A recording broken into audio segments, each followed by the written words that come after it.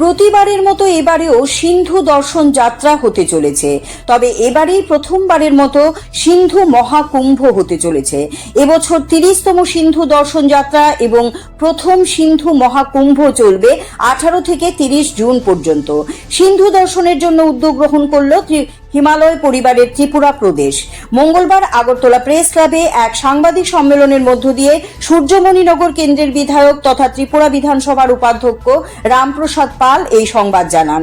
তিনি হিমালয় পরিবারের ত্রিপুরা প্রদেশের পেট্রন। সাংবাদিক সম্মেলনে রামপ্রসাদ পাল সিন্ধু দর্শন যাত্রার মাহাত্ম্য তুলে ধরেন। তিনি জানান, বহু পূর্বে সিন্ধু নদীর পাড়ে এক সভ্যতার বসবাস ছিল এবং এই সভ্যতার পরবর্তী সময়ে হিন্দু সভ্যতার রূপে পরিবর্তিত হয়ে সমগ্র ভারতবর্ষে নিজেদের আধিপত্য বিস্তার করে। এই হিন্দু সভ্যতা থেকে সনাতন ধর্মের উৎপত্তি এবং ধীরে ধীরে সমগ্র ভারতবর্ষ সহ পৃথিবীব্যাপী সনাতন ধর্ম আধিপত্য বিস্তার করেছে। সিন্ধু সভ্যতা এবং হিন্দু ধর্মের উৎপত্তির ইতিহাসকে মানুষের সামনে তুলে ধরতেই হিমালয় পরিবার প্রতি বছর এই ধরনের ভ্রমণের আয়োজন করে থাকে। যারা সিন্ধু দর্শন করতে চান তাদের নিজ উদ্যোগে হরিয়ানার কুরুক্ষেত্র পর্যন্ত যেতে হবে। তারপর হিমালয় পরিবার 30,000 টাকার বিনিময়ে সিন্ধু দর্শন করাবে। লাদাখ লে হয়ে জম্মু ঘুরিয়ে পুনরায় কুরুক্ষেত্র নিয়ে আসবে। 18 থেকে 30 জুন পর্যন্ত থাকা খাওয়ার ব্যবস্থা করবে হিমালয় পরিবার। রামপ্রসাদ পাল সমস্ত অংশের মানুষকে এই মহাকুম্ভে সামিল হওয়ার আহ্বান জানান।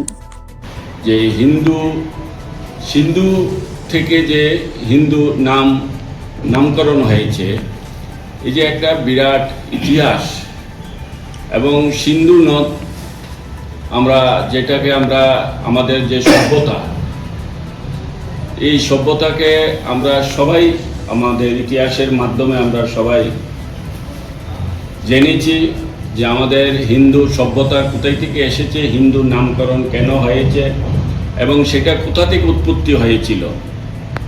তো এখানে আমি শর্টকাটে বলছি, সেটা আমরা জানি যে এটা সিন্ধু নদের পারে এক জাতি থাকতো। তাদের এই সভ্যতা থেকে সিন্ধু পারের যে সভ্যতা, সেই সভ্যতা থেকে হিন্দু সভ্যতা তৈরি হয়েছে এবং সেটাই আমাদের সনাতন ধর্মের একটা, যারা আমরা সনাতন ধর্মীয়, সেটা এই হিন্দু ধর্ম একসাথে সেটা আমরা নিজেদেরকে পরিচিতি দিই। তো সেটাকে কেন্দ্র করে এই যে সিন্ধুর যে সভ্যতাটাকে, সেই সংস্কৃতিটাকে কেন্দ্র করে আমরা এই হিমালয় পরিবার, যেহেতু সিন্ধু সেটা হিমালয়ের পাদদেশে, হিমালয়ের বুকে আছে, সেই কারণে আমরা এটার নাম দিয়েছি সংগঠনের হিমালয় পরিবার। আমরা সারা ভারতবর্ষের প্রত্যেকটি রাজ্য থেকেই আমরা এই ধরনের অর্গানাইজেশন আছে। আমরা সবাই মিলে প্রতি বছর আমরা সেই অর্গানাইজেশনের মাধ্যমে আমরা সিন্ধু দর্শন যাত্রা, অর্থাৎ সিন্ধু তীর্থ হিসেবে আমরা এখানে পূজা পাঠ করি। অনেক তীর্থরা আসে, যারা মোটামুটি বলতে পারি 5 থেকে 6,000 লোক এখানে সমাগম হয় প্রতি বছর। আমরা ত্রিপুরা থেকে আজকে প্রায় বিগত এখানে দিদিরা আছে প্রায় 14 বছর। আমি এটাতে যোগদান করেছিলাম 2002 সনে, যেটা আমাদের প্রাক্তন যে প্রধানমন্ত্রী ছিলেন আমাদের LK আদবানি, লালকৃষ্ণ আদবানিজি, ওনার হাত ধরে সেটা এই সিন্ধু ঘাট উদ্বোধন হয়েছিল। এখানে যদি কেউ লে লাদাখ যায়, যেটা হয়েছে সেটা হচ্ছে লে লাদাখ, সেখানে যদি যায় আমাদের তরফ থেকে কেউ যদি ঘুরতে যায়, দেখতে যায়, আমরা এখানে একটা সিন্ধু ভবনও বানিয়ে রেখেছি। একদম অল্প স্বল্প খরচ এখানে থাকতে পারে, খেতে পারে। লে লাদাখে যারা ঘুরতে যায়, সেটা আমরা একটা অর্গানাইজেশনের ব্যবস্থা করে রেখেছি, এটা অনেক দিন আগেই। তো এবার আমি চলে যাচ্ছি, এখানে আমার প্রদেশ সভাপতি, হিমালয় পরিবার সাধারণ সম্পাদক এবং দিদিরা হচ্ছে আমাদের এই হিমালয় পরিবারের অনেক দীর্ঘদিন ধরেই কাজ করছে, প্রায় 14-15 বছর ধরে।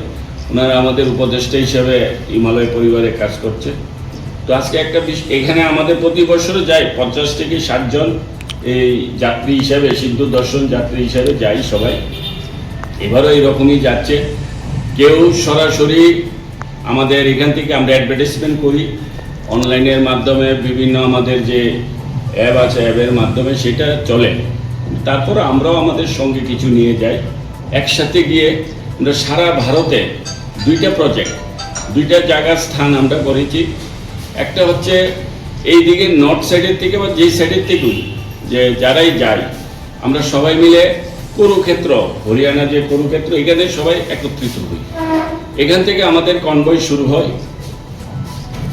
প্রায় 100 থেকে 150 গাড়ি থাকে, সবাই এখানে যোগদান করে। এখান থেকে আমরা একসাথে পুরা মানালি হয়ে, ক্যালং হয়ে, তারপরে চারচু হয়ে মোটামুটি গিয়ে লেহ লাদাখ পৌঁছে 2 দিন আমরা সেই বরফের পাহাড় দিয়ে, অর্থাৎ এটা তীর্থ ভ্রমণ প্লাস এটা আপনি বলতে পারেন একটা ট্যুরিজমের মতনই আমরা ঘুরতে বেরোই।